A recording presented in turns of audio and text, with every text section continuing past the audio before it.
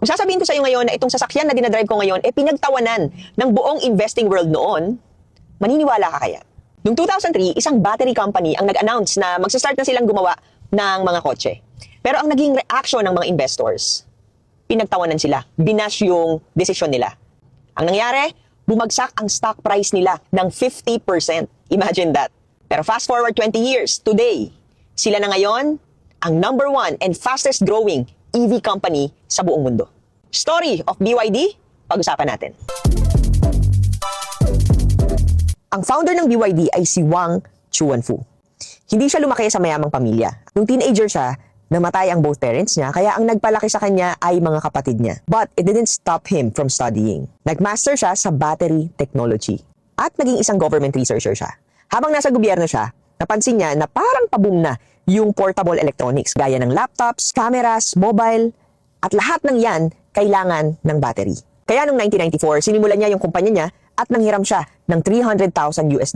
Pinangalanan niya ang kumpanya niya ng BYD or Build Your Dreams. Habang yung competitors nila sa Japan gumagastos ng milyong-milyong mamahaling machines, instead of relying to expensive automations, ginawa nilang mas simple. Yes, mas maraming tao yung involved, pero mas mababa yung capital cost. Mas mura ang production at dahil doon, nakapag-produce sila ng mga baterya na competitive yung price pero quality pa rin at mas mababang presyo pa rin. Naging supplier lang naman sila ng Nokia at Motorola at iba pang malalaking electronic brands. Imagine, from a small company to supplying some of the biggest companies in the world. Pero futuristic si Wang. Sabi niya, one day, batteries will not just power phones. It will power cars. Kaya noong 2003, bumili siya ng isang naluluging car manufacturer.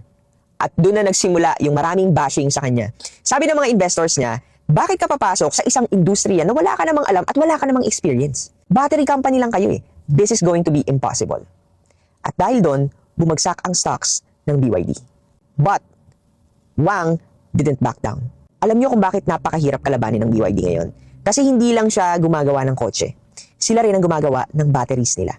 Ibig sabihin, kontrolado nila yung malaking bahagi ng supply chain nila. Sa business, ang tawag doon, vertical integration. Kapag ikaw na yung may control sa production mo, mas mabilis kang mag-i-improve, mas mababa yung gastos mo, at mas competitive ang presyo mo. Pero dito na nagkaroon ng turnaround. Merong isang investor na nakakita ng potential nila. Guess who? Warren Buffett. Noong 2008, nag-invest ang Berkshire Hathaway ng about $230 million sa BYD. CEO ng kumpanya na yon, nung time na yon si Warren. That time, hindi pa sikat ang EV noon or yung mga electronic vehicles. Hindi pa uso. Pero, nag-invest na siya dahil nakita niya yung quality ng management ni Wang. Nakita niya yung long-term vision ng BYD. In reality, hindi naman talaga sa produkto lang nag-invest si Warren. He invested dun sa tao na nagpapatakbo ng negosyo. Today, BYD is operating in more than 70 countries. Isa sila sa pinakamalaking battery manufacturers sa mundo. At nalampasan na nila ang Tesla sales sa annual EV sales. Can you imagine? Yung kumpanya na tinatawanan dati, sila na ngayon ang sinusubukang habulin ng buong industriya. Because the biggest opportunities usually don't look obvious at first. In fact, parang ridiculous nga sila pakinggan sa umpisa. Whether it's in investing, building a business, or even changing careers, people will question you before they applaud you. The market laughed at BYD. Now, the world is chasing them. Now, here's my question for you.